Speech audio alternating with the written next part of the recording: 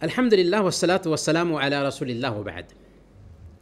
ایک بہن نے پوچھا ہے کہ کچھ لوگ شرک کرنے والے ہوتے ہیں اور ان کو عمرہ کی توفیق ملتی رہتی ہے، جبکہ اللہ تعالیٰ ہی نیکیوں کی توفیق عطا فرماتا ہے، ایسا کیسے ہوتا ہے؟ دیکھیں، سب سے پہلے ہم یہ عرض کریں گے کہ عمل کی قبولیت کے لیے دو بنیادی شرطیں ہیں۔ وہ شرط کیا ہے؟ پہلے نمبر پر عقیدہ صحیح ہو، یعنی اخلاص پایا جائے، اور اخلاص میں دو چیزیں آتی ہیں، شرک سے پاک ہو بندہ اور ریاکاری اور دکھلاوے سے پاک ہو۔ تو اگر کسی بندے کے عمل میں شرک پایا جاتا ہے تو اس کا عمل ہی مقبول نہیں ہوگا۔ اور دوسرے نمبر پر مطابعت، یعنی اللہ کے نبی صلی اللہ علیہ وسلم کے طریقے کے مطابق وہ عمل انجام پائے۔ عمل کی قبولیت کی یہ دو شرطیں ہیں۔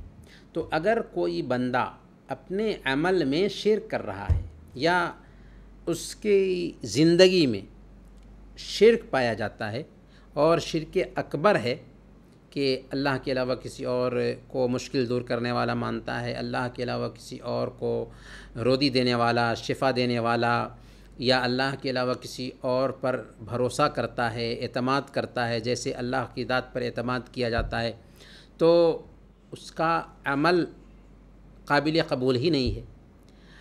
اور جب عمل ہی قابل قبول نہیں، کیونکہ وہ شرک کر رہا ہے، تو خواہ کتنا بھی وہ نیک عمل کرے اس کا کوئی اعتبار نہیں ہوگا، اور اللہ تعالیٰ اس کی ساری نیکیوں کو برباد کر دے گا۔ اللہ تعالیٰ فرماتا ہے وَقَدِمْنَا إِلَى مَا عَمِلُوا مِنْ عَمَلٍ فَجَعَلْنَاهُ هَبَاءً مَنْثُورًا، کہ انہوں نے جو بھی نیک عمل کیے تھے ہم نے ان کو خش و خاشاک کی مانند بہا دیا، ان کا کوئی اعتبار نہیں ہے۔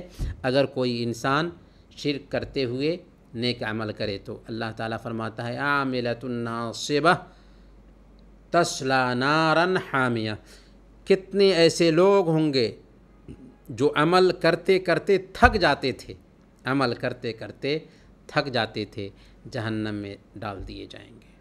اور شیطان کو اگر آپ دیکھیں گے تو شیطان صرف ایک راستے سے کسی انسان کو گمراہ نہیں کرتا۔ اگر کوئی انسان نیکی کے راستے میں ہے تو نیکی کے راستے میں ہی اس کو زیادہ سے زیادہ لگانا چاہتا ہے اور اسی راستے میں اس کو گمراہ کرتا ہے۔ اور ایک بات یہ بھی دھیان میں رکھنے کی ہے کہ اللہ تعالیٰ نے اس دنیا کو امتحان کے لیے پیدا کیا ہے۔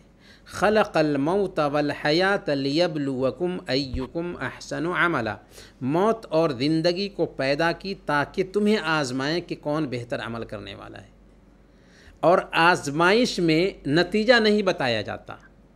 اگر کوئی انسان شرک کر رہا ہے، فوراً اگر اس کی گرفت ہو جائے تو امتحان کا مقصود ہی حاصل نہیں ہوگا نا۔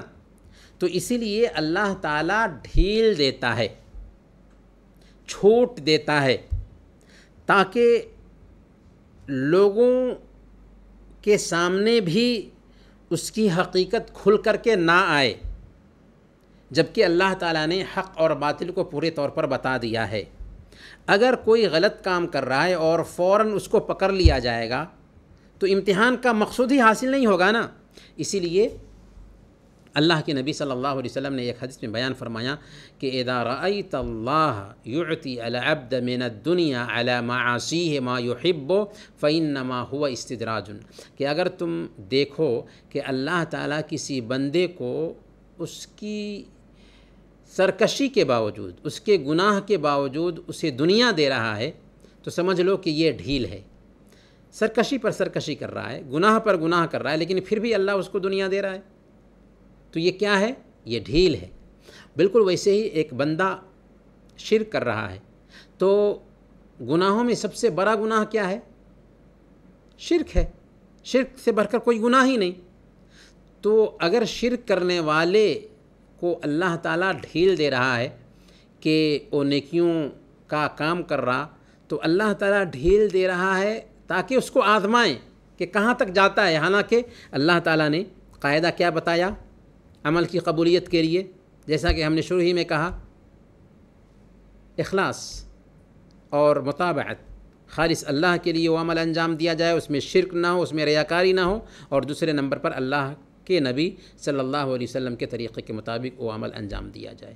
تو اگر کوئی انسان صحیح معنوں میں مخلص ہے تبھی اس کا عمل قابل قبول ہوگا، ورنہ کتنی بھی عبادت کر لے لیکن اگر اس کا عمل کتاب و سنت کے مطابق نہیں ہوگا، اللہ اور اس کے رسول کے طریقے کے مطابق نہیں ہوگا، اس کے عمل میں شرک ہوگا، اس کے عمل میں ریاکاری ہوگی، تو اللہ تعالیٰ اس کے عمل کو اس کے چہرے پر مار دے گا اور اس کا کوئی اعتبار نہیں ہوگا۔ لہذا کسی کے عمل کو دیکھ کر کے کبھی بھی یہ فیصلہ نہیں کرنا چاہیے کہ فلاں تو بہت نیکی کر رہا ہے، نیکی کر رہا ہے تو معیار جو بتایا گیا ہے اس معیار کے مطابق اگر نیکی کرے تبھی اس کی نیکی کارآمد ہوگی۔